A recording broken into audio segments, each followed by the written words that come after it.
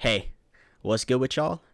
I should start this video off by saying I am a Cowboys fan.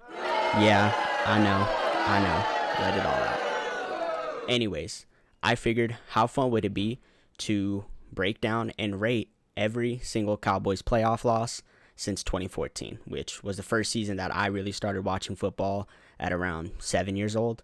So yeah, I'm going to cover 6 games and talk about the context leading up to that game, break down exactly what happened in each game and how the Cowboys lost, and then my overall thoughts and feelings on the game, and then rate the game on a scale of 1 to 10 based on how painful of a watch it was, with 10 being the worst. And spoiler alert, most of these are pretty painful. But obviously some losses hurt more than others.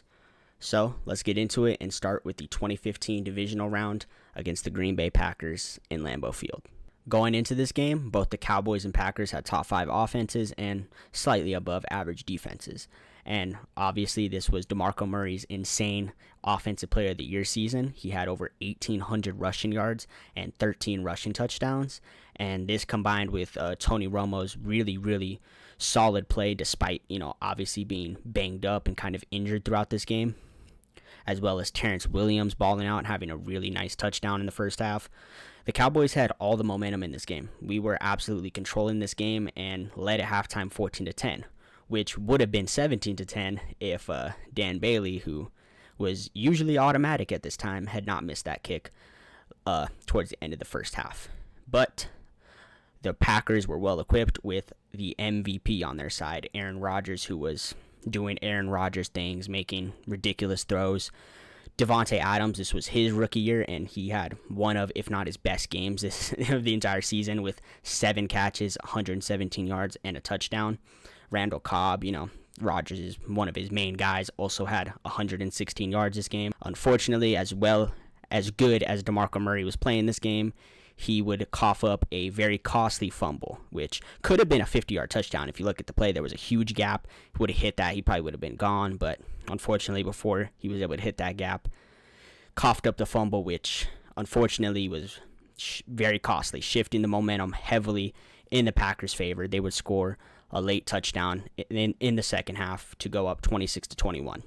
However, Cowboys got the ball back around 5 minutes, I believe, to get down the field. Got down to midfield, and we hit a crucial 4th and 2. And so we call up a play to our number one receiver, Mr. X himself, Dez Bryant, down the sideline.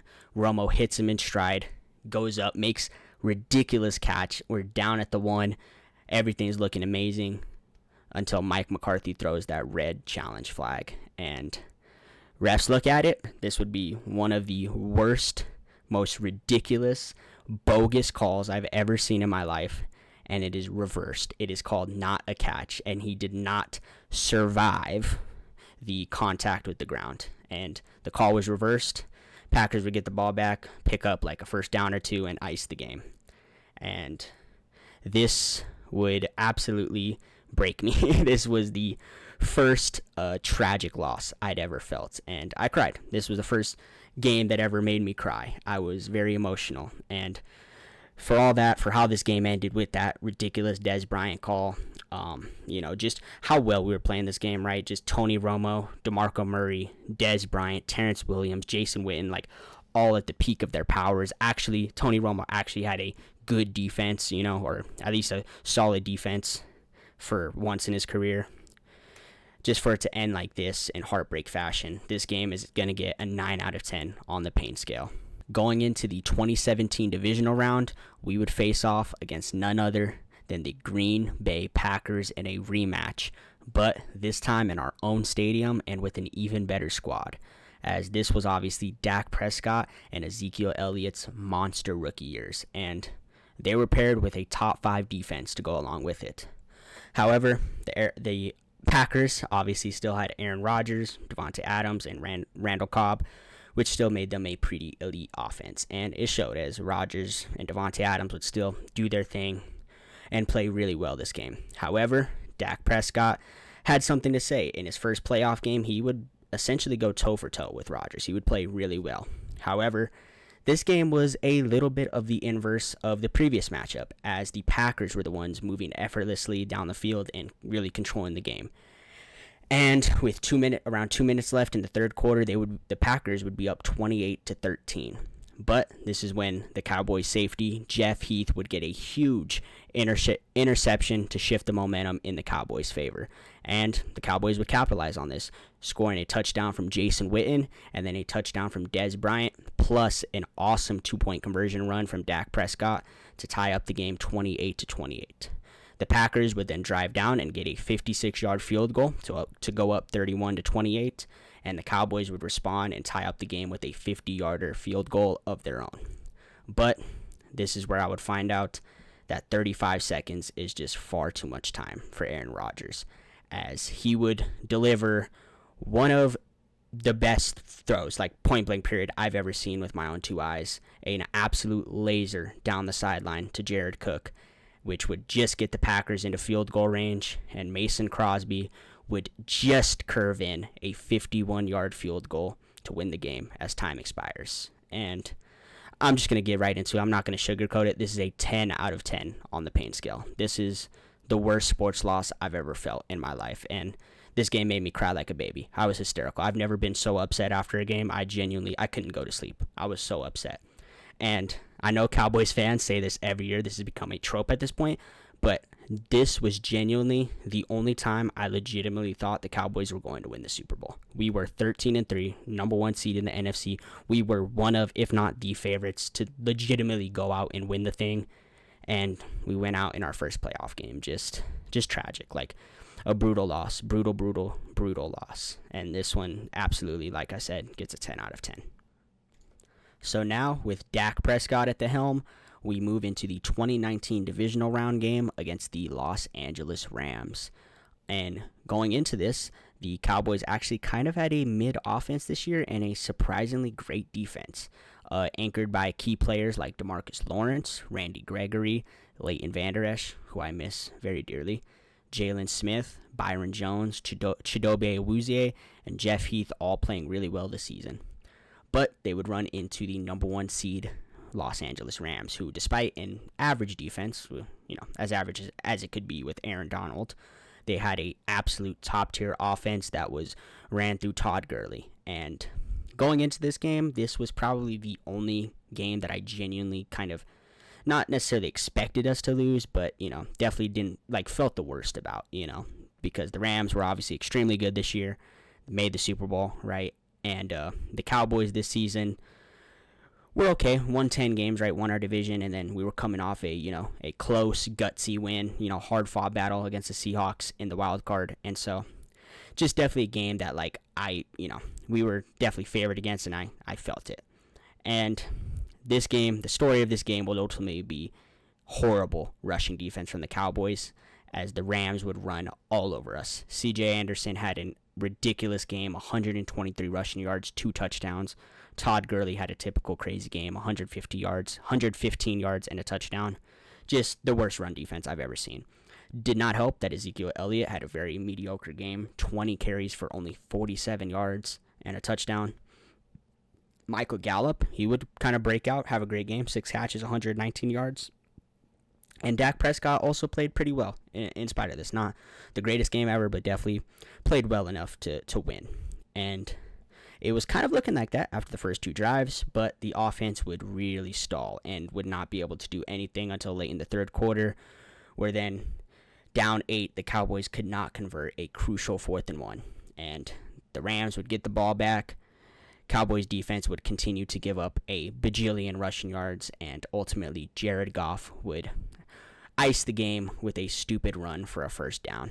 And all in all, I would have to give this game a 6 out of 10 on the pain scale.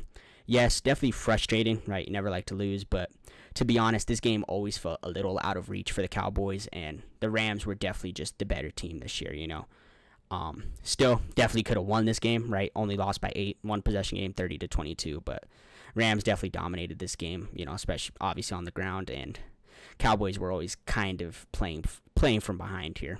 Now we get into the 2022 divisional round against the San Francisco 49ers, where the Cowboys would have probably what I think is their best team within this time span, as Dak's elite comeback season would be paired with an emerging CeeDee Lamb and Tony Pollard, as well as a really, really awesome rookie Micah Parsons to make for a elite offense and really great defense. And 49ers had a good offense and defense, themselves, very balanced team. But throw everything I just said about the Cowboys good out the window. Throw every good thing I said out the window. This was a very, very ugly and rough game. And it would show. It was a very rough start for the Cowboys. And of all players, Elijah Mitchell would absolutely give this team fits. And in addition to the pass rush, just getting no pressure at all on Jimmy Garoppolo throughout this game, the offense and defense both getting penalty after penalty after penalty, just dumb little mistake here and there, like no back-breaking, completely game-ruining mistakes, but just little mistakes here and there, a mistake here, a mistake there. We would keep perpetually shooting ourselves in the foot, and that would ultimately culminate in being down 23-7 going into the fourth quarter. And yeah, we played a really bad game. But we were somehow still in it because the 49ers were just not quite able to finish drives. They were, clearly controlling the game ahead the whole time, but they just couldn't bury us, couldn't really put us, fully in the ground. And this would lead to the Cowboys, getting a little bit of momentum, and we were able to get it to 23-17 and somehow get the ball back on what was kind of honestly a bullshit false start call on Trent Williams on a 4th and inches that forced the 49ers to punt the ball back with 32 seconds left and no timeouts. And with this, the Cowboys would, kind of get down the field, chunk plays, right, waste a little bit of time. But this absolute final chance we were given would be blown up by a very questionable decision to run a QB draw with 14 seconds and no timeouts left. And Dak would obviously get the first down, get us down to the 20. But as he was desperately rushing, trying to get the snap off, get this spike off, the referee would run into Dak Prescott, which would delay the snap just enough to where by the time Dak spiked the ball, there was 0 seconds left on the clock. And obviously after review, they would find that Dak did spike the ball after the clock had already hit 0, and the game would end with a 49ers win 23-17. And to give this game a rating, I would give it a 9 out of 10. 9 out of 10 on the pain scale. This was the most frustrating football game I've ever watched. And the Cowboys honestly had chance after chance to win this game. But all in all, we ultimately didn't really deserve it. We played a rough, horrible game that if the 49ers had just been, sharper and a bit better, the game would have already been over by the fourth quarter. They would have put us in the ground already, but we were able to get chance after chance, and we just blew it. So, very frustrating game, but not necessarily heartbreaking as heartbreaking as the Packers loss. Is just really frustrating.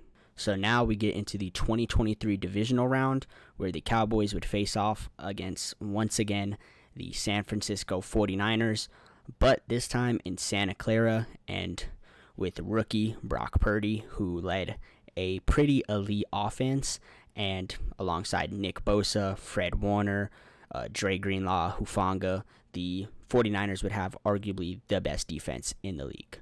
But the Cowboys were still equipped with a pretty elite offense, despite Dak being pretty banged up this season, missing a couple games, having Cooper Rush play, pretty well behind him while he was out. But, yeah, Dak had probably his worst playoff game.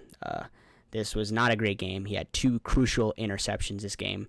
The first one coming in the first quarter in our own territory, and this one I give him a little more grace for, right? He was, throwing a comeback route to Michael Gallup, and I think there was just a little miscommunication here. Michael Gallup, kind of just gave up on the play. He looked confused, and corner was just able to jump it, but still not a great throw regardless. And then the second one was pretty inexcusable, just not really open there. Jimmy Ward was able to come in, hit the ball, and it got, picked off by Fred Warner. And that was coming at the end of the second half. It was tied 6-6. We could have scored a touchdown there to go up 7. Instead, the 49ers kick a field goal to end the half to go up 9-6. And that kind of cemented the field goal kicking match that this game was. This was a very, very defensive game where both offenses struggled pretty heavily. And that would obviously not help with Tony Pollard's injury. That would only exacerbate the Cowboys' offensive struggles this game.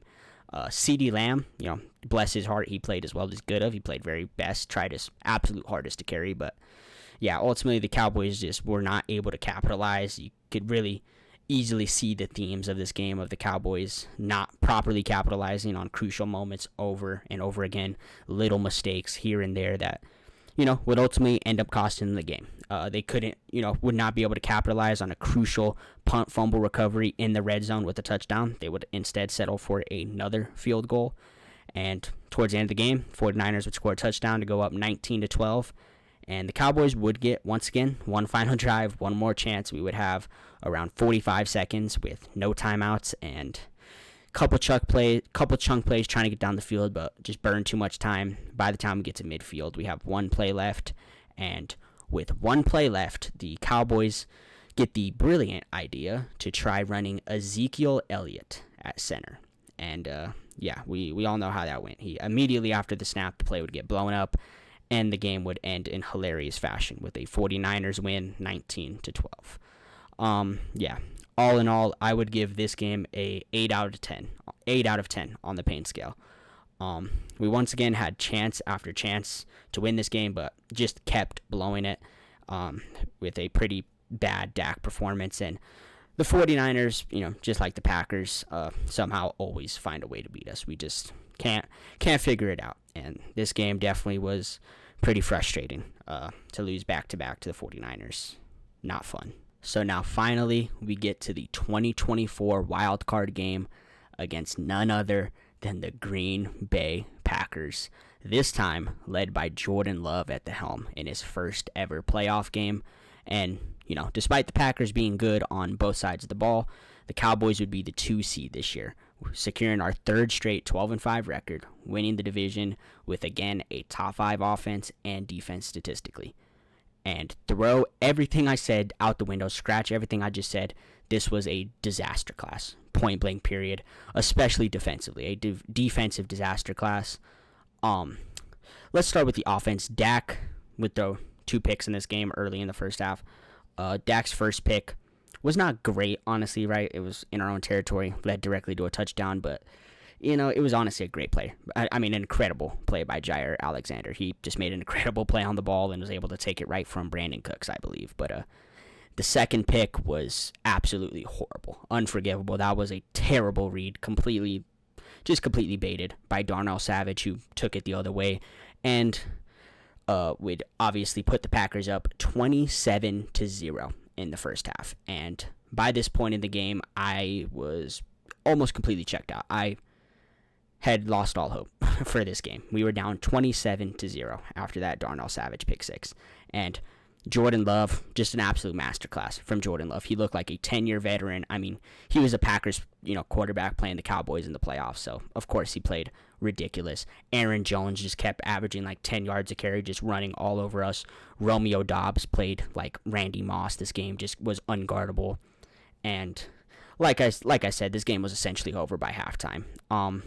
Stephon Gilmore had an absolute terrorist game. He looked so washed out there.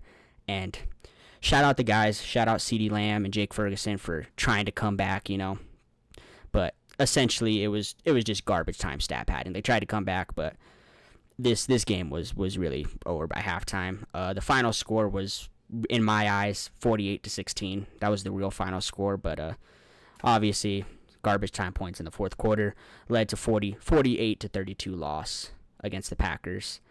Let's get to the rating. I would give this a 7 out of 10 on the pain scale. Obviously, tough loss, right? And being the first 2 seed to ever lose, the first and only so far 2 seed to lose to the 7 seed in the NFL playoffs is not great. But this game gets a little bit lower on the scale, mainly because I was totally mentally checked out after halftime. And I was just in awe of how awful everything was going. This was the worst game possible we could have played. And so this game was still painful, obviously, but the pain for this game registered long before the game actually ended. It registered at halftime. I'd gone through all of the stages of grief, and by the time the clock had hit 0, I had already kind of registered how tough this loss was. And obviously, I'm recording this before the 2026-2027 NFL season. So we'll see what happens. Hopefully the Cowboys can do something, but this game seems like it could mark the beginning of the end for the Cowboys, as the past 2 seasons the Cowboys have missed the playoffs with a losing record. So we'll see what happens, but if the Cowboys continue their downward spiral and miss the playoffs for the 3rd straight year, I think you have to point to this game as the culprit for where everything went downhill. So yeah, that's every Cowboys playoff loss since 2015.